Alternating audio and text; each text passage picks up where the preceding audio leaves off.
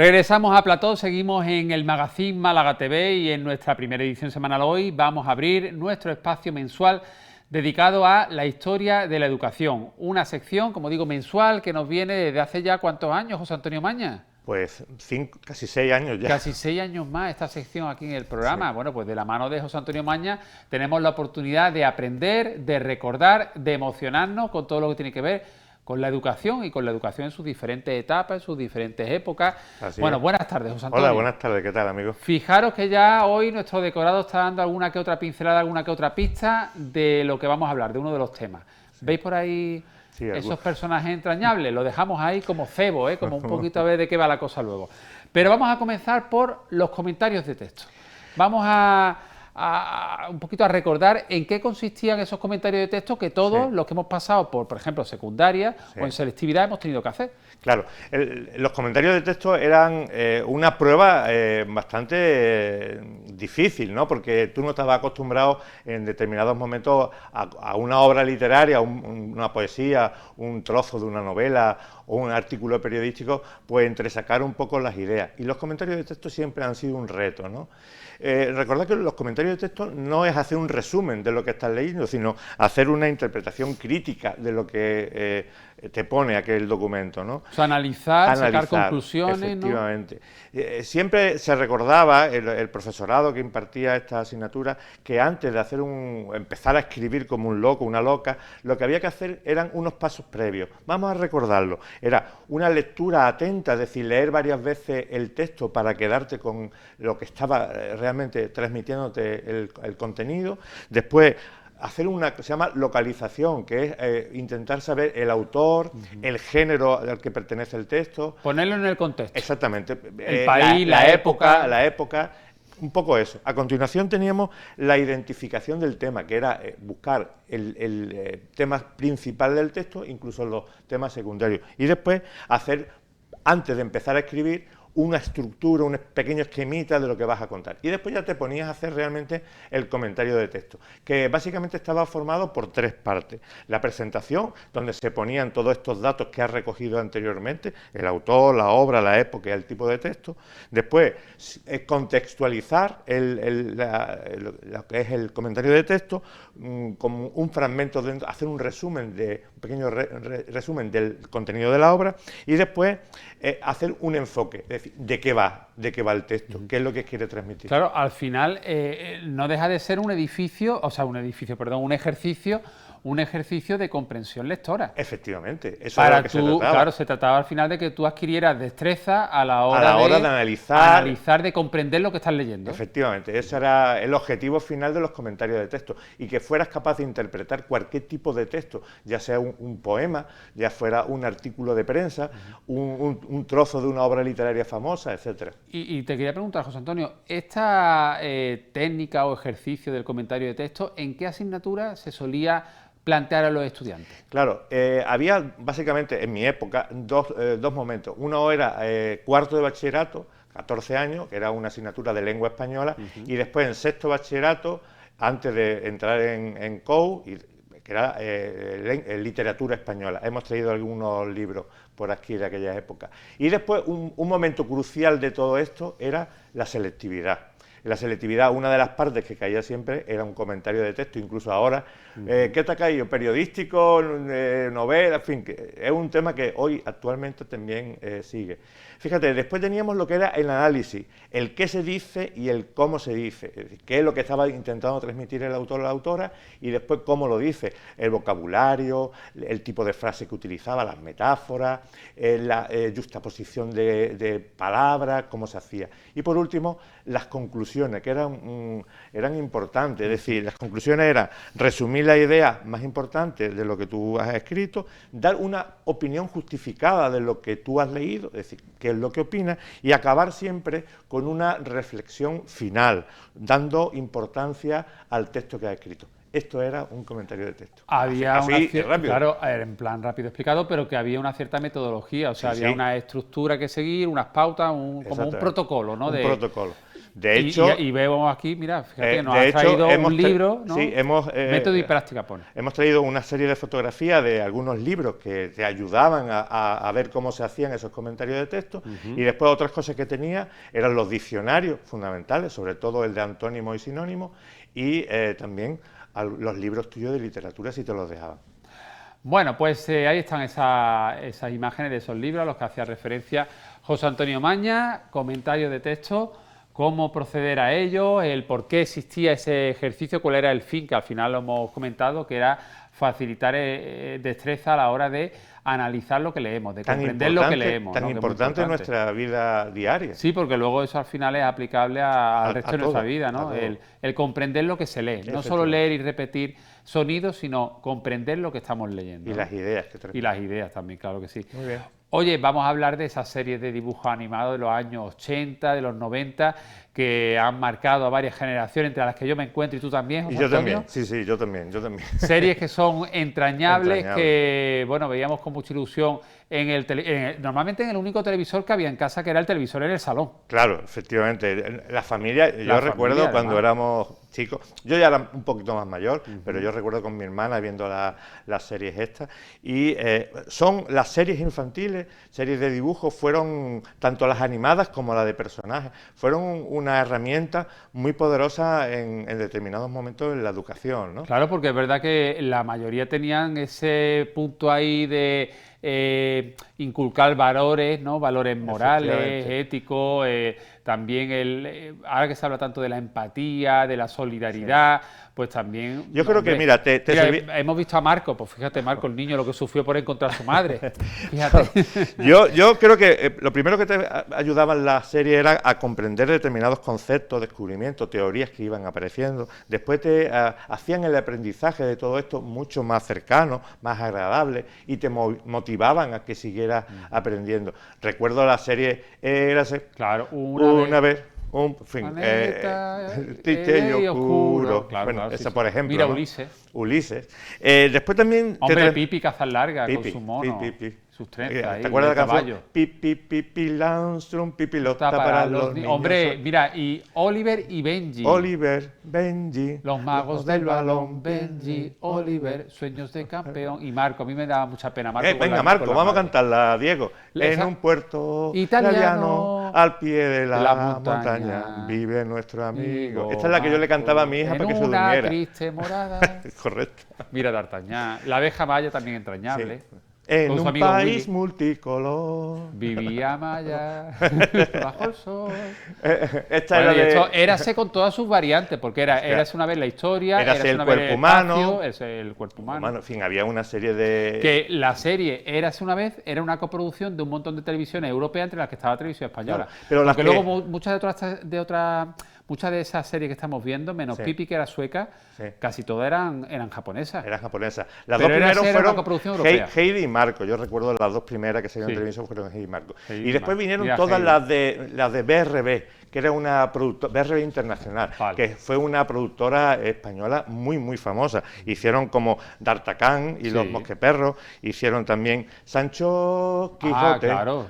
Yo no sé si tú has puesto, tienes los audios. Ahora vamos a ver, mira, compañero, vamos a pasar ya al siguiente vídeo, que ahí sí que vamos a escuchar la sintonía de esas míticas series de dibujos animados. Desde la abeja Maya hasta Heidi, por supuesto, Érase una vez el hombre y tantas y tantas porque series. Si seguimos, el Cid también, el Cid. El Rui, el pequeño Cid. El pequeño Rui. Si seguimos cantando, va a llover. Sí, que hace falta. Que hace falta. Pues entonces hay que seguir cantando, José Antonio, aquí en el plato. Vamos a escuchar un poquito esas sintonías, venga.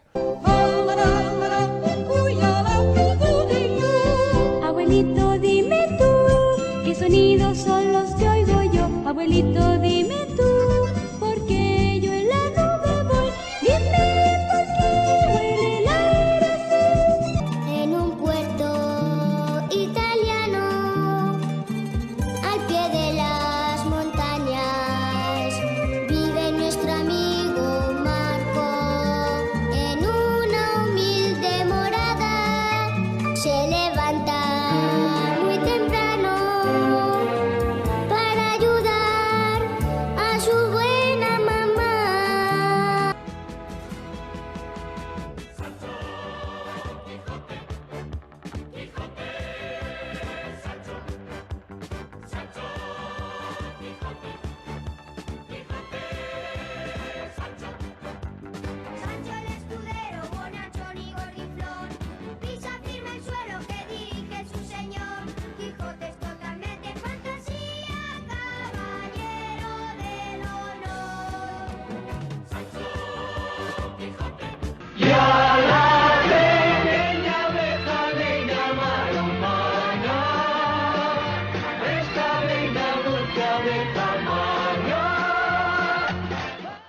Menudo viaje en el tiempo estamos haciendo ahora y espero que también vosotros en casa a través de esta sintonía, de estas entrañables series de dibujo animado. Al final es que te emociona, Claro, porque te emociona. claro, recuerdas cuando la veías con tus padres, tu familia, Exactamente. en ese televisor único que había en casa. La tele antes era mucho más familiar porque se veía en Claro. familia. Sí, porque además este tipo de contenido fomentaba mucho la imaginación, la creatividad, también la capacidad de observar todo lo que estaba ocurriendo. Sobre todo hay muchas series, por ejemplo esta de Abeja Maya, La naturaleza, El Quijote. Te decía en estos minutos que mucha gente o muchos chicos y chicas no han leído El Quijote, sin embargo las series sí lo han visto y recuerdan todas las escenas, todas las aventuras de Don Quijote y Sancho, ¿no? Y sobre todo que también promueven el pensamiento crítico, que es una herramienta más de tu caja de herramientas para el futuro, ¿no? Mi serie de todas las que hemos visto aquí, las dos preferidas, que además es que no me perdía ningún capítulo y cuando la reponían también la veía, Pipi Cazas-Larga y Heidi. Sí. Yo era de esas dos series. ¿Y tú? Yo era de Heidi porque fue la primera, sí. que fue el boom, y yo... Con su perro Niebla, Eso es, Copito de sí. Nieve, el abuelo... Yo la vi entera, pero no solo... Clara. Clara. Que luego Clara anda, se levanta de la Se silla. levanta de la silla al final, La pero, montaña no, la pero vi. no lo descubre, Bueno, yo creo que ya spoiler, bueno, para las nuevas generaciones ya he hecho yo spoiler, Sí. vaya por Dios. Bueno, y me gustó mucho Heidi, que fue la primera, y la seguíamos toda la familia en casa. Sí. Y después me gustó mucho Don Quijote. Don Quijote Luego de la también Mancha. hicieron, luego los japoneses al final se fueron también un poco por las telenovelas, porque Candy Candy, eso era un culebrón. Eso era un culebrón, sí. Eso ya era una telenovela, pero en dibujito animado. Efectivamente. Tú ves, esa ya me gustó a mí menos, Sí. porque eso era un dramón. Eso es un drama. Hay muchas. Hombre, una que fue un punto de inflexión para muchos Sí. chicos y chicas, era Oliver y Benji. Oliver y Benji. Con el tema de fútbol, ¿no? Eso fue de un boom y Campeones. Y salía, sobre todo recordar que alrededor de toda esta serie Los salía cromos. el merchandising. Claro, ¿no? claro, Entonces claro. aquí tenemos, por ejemplo, Los dos discos, discos de aquella época, uno de Heidi, que yo se lo compré a mi hermana Sí. y ahora forma parte del museo, y otro de Don Quijote, pues de Botones, que fue el grupo que la cantó, que ha estado ya en varias exposiciones. Oye, José Antonio, yo te propongo aquí un reto. Venga. A ver. Hemos cantado un poco, pero no ha terminado de llover. Yo quiero que caiga un aguacero, pero esto es para mérito ya, ¿eh? Esto ya es para nota cum laude. Que es que tú cantes Heidi un poquito, pero en japonés. Sí, Venga, me acuerdo. ¿sí? Mira, Ahí está tu cámara. sí, dice Kuchikue Guanafe, Omasio, Kuchikue Guanafe. Bueno, ya está. Bueno, un aplauso para José Antonio Maña. Eso era en japonés. Mañana Claro. diremos si llueve o no. Lloverá. Lloverá. Oye, bueno, hecho ya este paréntesis entrañable y de recuerdos de series míticas como todas las que hemos mencionado, vamos ahora a, ya que estamos en el mundo de la televisión, fíjate, venimos también de la sección de Hablamos de Tele con Jesús Maestro, pues cómo funcionaba una televisión de las antiguas, de las de tubo, ¿no? No las planas estas que tenemos ahora, No. sino de las de tubo, las que pesaban. Correcto.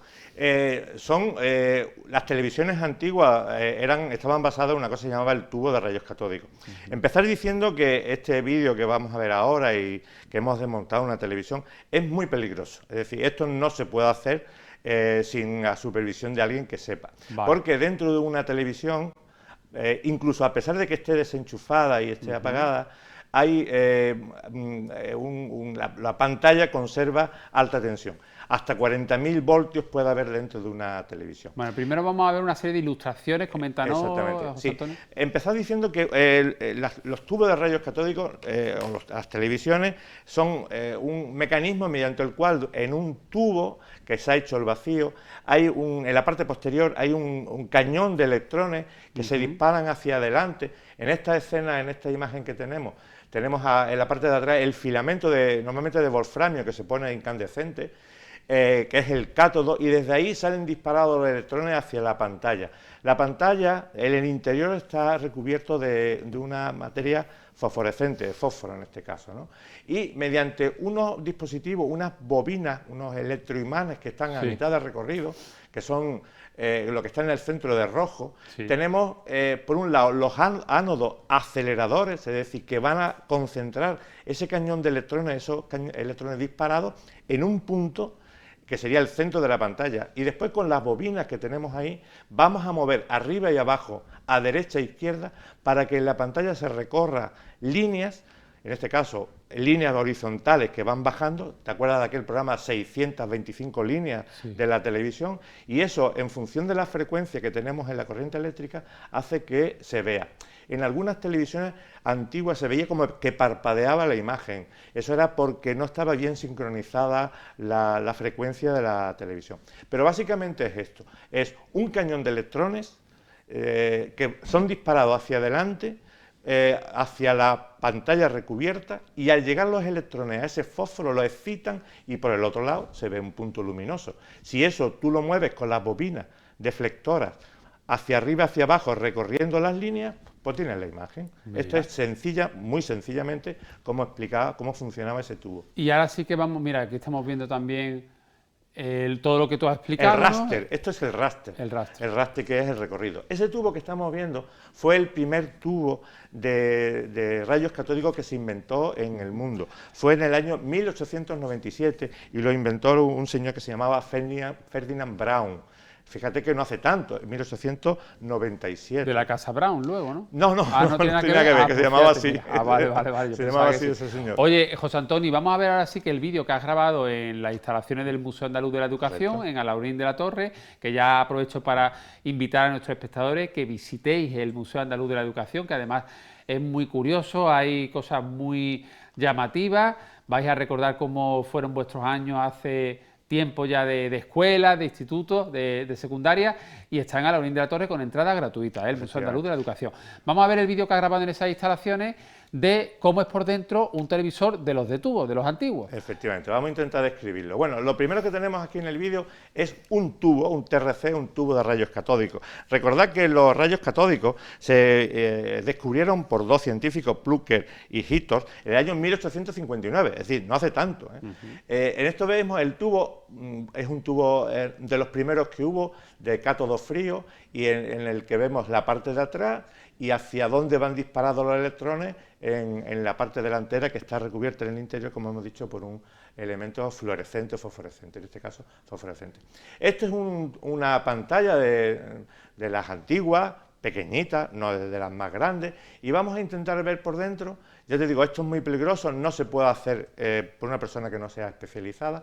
Vemos el tubo, que es idéntico al que hemos visto anteriormente, y desde la parte de atrás, eso que se ve, esa pequeña placa de circuito impreso, es lo que genera digamos, la excitación para que la resistencia de wolframio desde el cátodo salgan los electrones hacia el ánodo, que es en el centro del tubo. Y eso que he estado señalando ahora son las bobinas deflectoras. Eso que estoy señalando ahora con el lápiz es el flyback, que es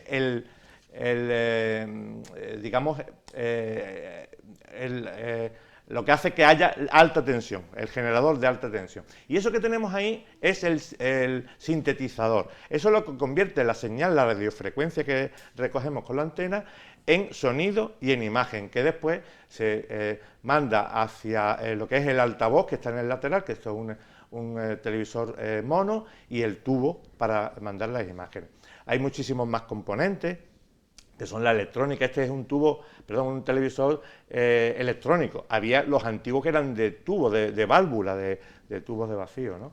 Y ahí tenemos también todo lo que es una malla que va alrededor del propio televisor, que es el desmagnetizador, para que no se quede magnetizado. Bueno, aquí tenemos un experimento que es un tubo de Crookes. Fijaros que lo que estoy haciendo es enviando electrones del cátodo al ánodo, y con un imán de neodimio, estoy desviando la señal, el hilo de electrones. Fíjate cómo lo desvío. Esto que tenemos es un tubo de Crookes también, se llama de la Cruz de Malta. Fíjate que estoy enviando los electrones hacia el frontal del tubo. Si estuviera recubierto se vería, digamos, ese punto, y se queda la Cruz de Malta cuando yo he hecho para atrás ese elemento. Y eso es un tubo de Crookes de carril.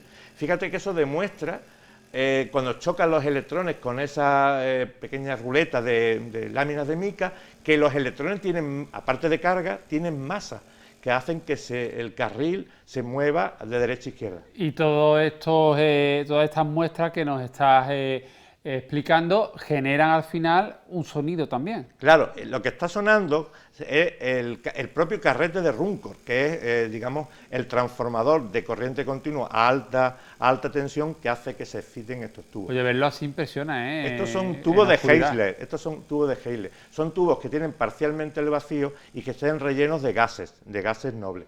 Entonces, pues cada gas, cuando se excita, pues se ilumina de formas distintas. Todo esto es lo que hay dentro de los antiguos televisores de estos de tubo. De tubo, sí, sí.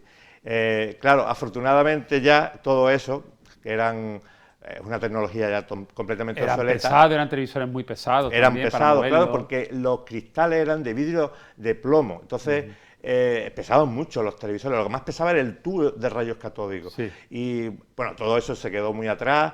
Y hoy día pues tenemos los LCD, los televisores de plasma, los QLED, todos estos televisores tan modernos que están en nuestras casas, súper planos, súper finitos, con millones de colores. Ya mismo casi vamos que un folio, va a ser del grosor de un folio, Sí, un televisor. pero quiero hacerte un comentario. Este tipo de televisores están de nuevo de moda. ¿Ah, Porque, sí, fíjate, porque como muchos... los discos de vinilo. Efectivamente, porque muchos aficionados a los videojuegos antiguos, que ahora están en furor, para poder verlos bien, necesitan los tubos de rayos catódicos con color, no los primeros que eran monocromos. Sí. O sea, que están ahora mismo en alza para alguna parte de la población que busca esos videojuegos vintage. Para poder verlos adecuadamente necesitan un televisor de estos de tubo. Sí. Y bueno, en el mercado de segunda mano se están cotizando, ¿no? Pues yo he destrozado uno. Sí, tú has destrozado uno para el programa. Para el programa.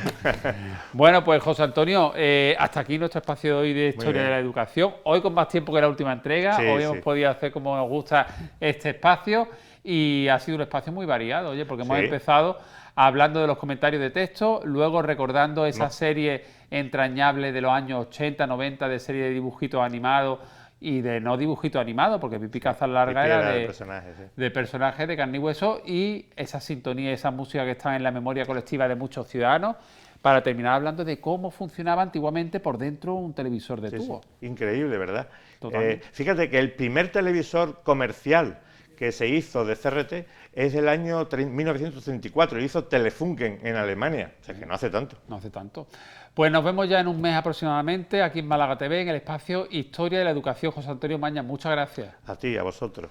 Bueno, pues nos marchamos ya y lo hacemos con una recomendación para todos los que disfrutáis los canales de Zapi Televisión, nuestra aplicación de televisión en streaming, donde puedes ver muchos contenidos de películas, series, programas de televisión, donde, como y cuando quieras, en el televisor, en el móvil, en la tablet. Concretamente, National Geographic, canal que podéis seguir a través de Zapi Televisión, emite hoy lunes 20 de octubre, estreno a las 11 menos 10 de la noche de la serie documental Tesoros Perdidos de Egipto. Con esta recomendación os dejamos ya. Mañana a las 6 de la tarde regresamos con mucho más contenido aquí en el Magazín de Málaga, en Málaga TV. Hasta mañana. That's not something I was expecting to see. For an archaeologist, today's don't get much better than this. Absolutely extraordinary. Oh! Whoa! Look at that. Nueva temporada de Tesoros Perdidos de Egipto. El 20 de octubre en National Geographic.